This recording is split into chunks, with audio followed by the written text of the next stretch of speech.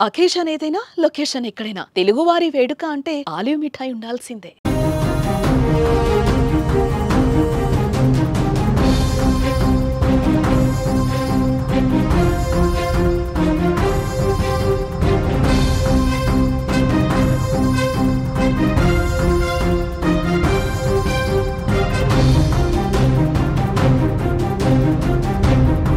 Continuing with its role as a responsible country, Pakistan is open to participate in any neutral, transparent and credible investigation. ఇది పాకిస్తాన్ ప్రస్తుత పరిస్థితి. పాక్ ప్రధాని షహబాజ్ షరీఫ్ మొత్తానికి తోక ముడిచినట్టు కనిపిస్తోంది. నిన్నటి వరకు తొడలు కొడుతూ భారత్పై లేనిపోని అంటే సిగొలుపుతున్నట్టుగా లేకపోతే రెచ్చగొట్టే చర్యలు చేస్తూ వచ్చిన పాకిస్తాన్ ఇవాళ పూర్తి స్థాయిలో వెనక్కి తగ్గినట్టు చాలా స్పష్టంగా కనిపిస్తోంది. పాక్ ప్రధాని మాటల్లో ఒక విషయం చాలా స్పష్టంగా అర్థమవుతుంది. భారత్ ఒకవేళ యుద్ధం చేస్తే మేము సర్వనాశనం అయిపోతామనే విషయం పాక్ ప్రధాని మాటల్లో చాలా స్పష్టంగా కనిపిస్తోంది. అంతేకాదు సింధు జలాలని నిలుపుదల చేయడంతో పాక్లో పూర్తిగా కరువు పరిస్థితులు, పాక్ ఆర్థిక వ్యవస్థ సర్వనాశనమవుతుందనే భయం పాకిస్తాన్ వెన్నులో వణుకు పుట్టిస్తుందని కూడా స్పష్టంగా అర్థమవుతుంది. మొత్తానికి యుద్ధం చేయకుండానే ప్రధాని మోదీ పాకిస్తాన్పై విజయం సాధించినట్టుగా మనకి ఇక్కడ చాలా స్పష్టంగా పాక్ ప్రధాని మాటల్లో ఆ శబ్దంలో మనకు వినిపిస్తుంది. పాకిస్తాన్ ప్రధాని షహబాజ్ షరీఫ్ చాలా స్పష్టంగా చెప్తున్నారు. పహల్గామ్లో జరిగిన దాడితో మాకు సంబంధం లేదంటూ మొదటి నుంచి చెప్పుకుంటూ వస్తున్నప్పటికీ, జమ్మూ కాశ్మీర్లో ఎల్ఓసి వెంట సీజ్ ఫైర్ ఉల్లంఘన చేస్తూ వస్తున్నప్పటికీ, కాల్పులు జరుపుతూ వస్తున్నప్పటికీ, ఉగ్రవాద సంస్థ ఏదైతే ది రెసిస్టెంట్ ఫ్రంట్ ఏదైతే ఉందో ఆ ఉగ్రవాద సంస్థ పాక్ పెంచి పోషించిన లష్కరే తోయిబాకు సంబంధించిన ఒక గ్రూప్ అని తెలిసినప్పటికీ కూడా నిన్న హఫీజ్ సయీద్ ఎవరైతే లష్కరే తోయిబా అధినేత హఫీజ్ సయీద్ మోదీ రక్తాన్ని పారిస్తానంటూ తీవ్రమైన వ్యాఖ్యలు చేసినప్పటికీ కూడా షహబాజ్ షరీఫ్ చాలా కొత్తగా మాట్లాడారు. ఇవాళ వింతగా మాట్లాడారు. మొత్తానికి సింధు నది జలాలు ఆగిపోతే పాక్పై యుద్ధం చేయకుండానే భారత్ విజయం సాధించినట్లు అవుతుంది. కాబట్టి ఆ భయంతో పాకిస్తాన్ మళ్ళీ దొంగ నాటకాలను ఎంచుకున్నట్టుగా చాలా స్పష్టంగా అర్థమవుతుంది. షహబాజ్ చాలా స్పష్టంగా చెప్తున్నారు, పహల్గామ్లో జరిగిన దాడిపైన పారదర్శకమైన విచారణ జరిగితే ఆ విచారణలో పాల్గొనేందుకు పాకిస్తాన్ సిద్ధంగా ఉందని చెప్తున్నారు.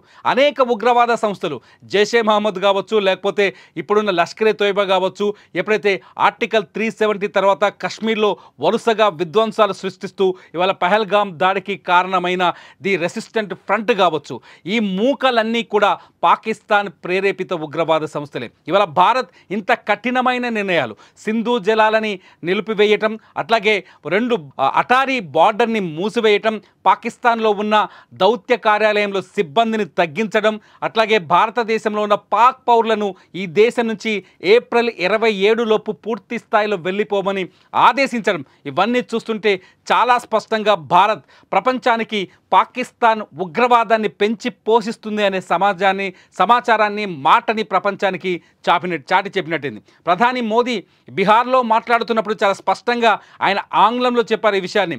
ఏదైతే ఉగ్రవాదాన్ని పోషిస్తున్న వెనక ఉన్నారో వాళ్ళ అంతు చూస్తామని చాలా స్పష్టంగా చెప్పడంతో పాక్లో వణుకు మొదలైంది. అయితే మోదీ వ్యాఖ్యల్ని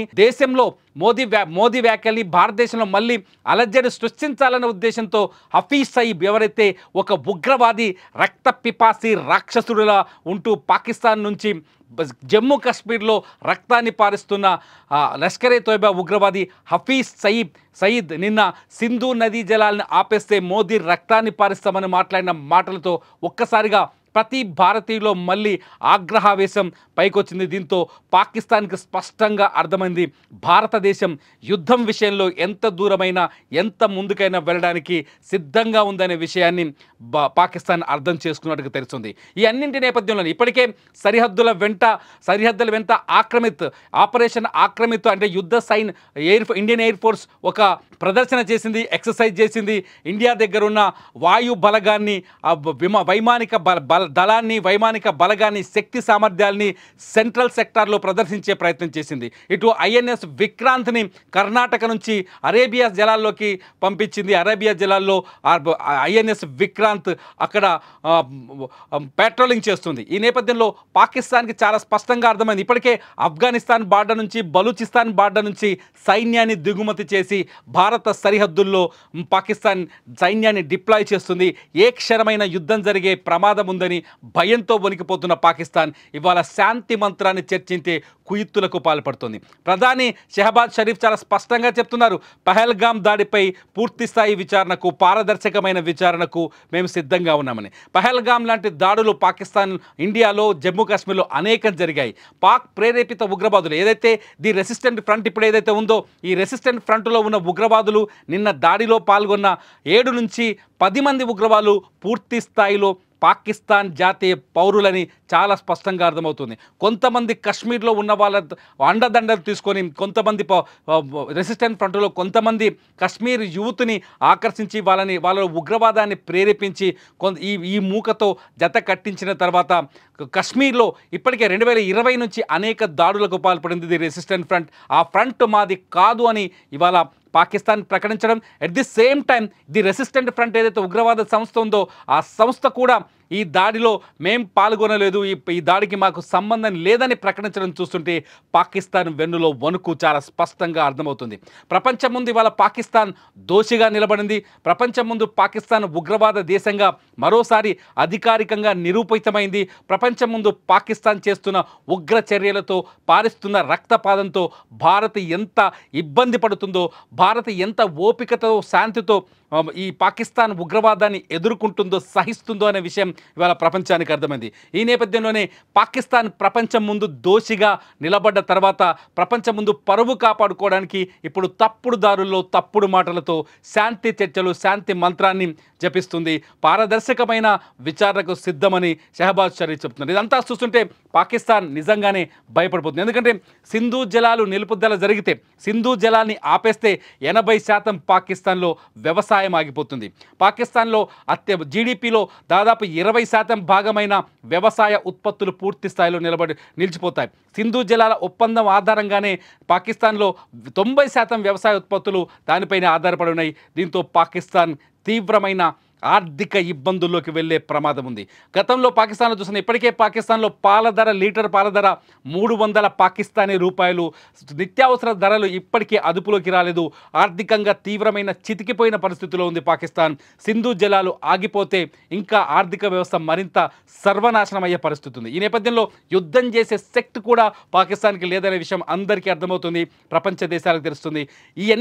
ఈ బలహీనతలన్నింటినీ దాచుకొని హఫీజ్ సయీద్ లాంటి ఒక రక్త పిపాసి, ఒక ఉగ్రవాది భారతదేశాన్ని, భారత ప్రధానిని రెచ్చగొడుతూ, బెదిరిస్తూ మాట్లాడుతుండడం ఇది పాకిస్తాన్కి మరింత కష్టమైన పరిస్థితులను తీసుకొస్తుందని ఆ దేశ ప్రభుత్వం అర్థం చేసుకున్నట్టుగా అర్థమవుతుంది. అందుకే పహల్గామ్ దాడిలో మా పాత్ర లేదు, పహల్గామ్ దాడిపై విచారణకు మేము సిద్ధమనే యాంగిల్లో మాట్లాడుతూ వస్తుంది పాకిస్తాన్ ప్రభుత్వం. మొత్తానికైతే పాకిస్తాన్ ప్రధాని ప్రకటనతో చాలా స్పష్టంగా అర్థమవుతుంది, పాక్ భారత్ను చూసి వణికిపోతుందని. మరి మీరేమనుకుంటున్నారు?